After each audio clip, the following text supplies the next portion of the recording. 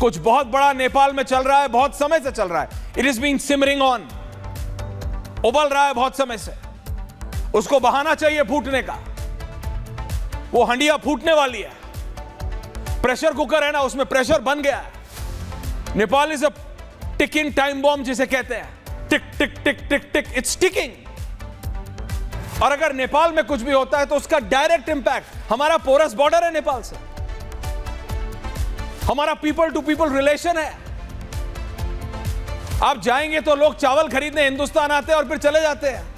एक समय था जब इलेक्ट्रॉनिक्स खरीदने लोग, जो पैसे वाले लोग थे, वो कॉर्डलेस फोन जब बड़ी बात होती थी लेट 90s में और अर्ली 2000s में, अर्ली 90s ही बोलूंगा, तो उसके बाद तो मोबाइल फोन आ गया। नेपाल जाते थे, उत्तराखंड के बॉर्डर उधर से, या फिर यूपी में गोरखपुर की तरफ से, बलरामपुर की तरफ से ऊपर। क्यों? नेपाल में इलेक्ट्रॉनिक्स मिलते थे। हमारा पोरस बॉर्डर है, we enter and exit. Nepal में अगर कुछ होता है तो भारत पे उसका डायरेक्ट इंपैक्ट आता है, डायरेक्ट इंपैक्ट। और अगर स्ट्रैटेजिक बात करेंगे तो काठमांडू एक ऐसी जगह है जहां पे दुनिया की शायद ही कोई ऐसी स्पाई एजेंसी होगी।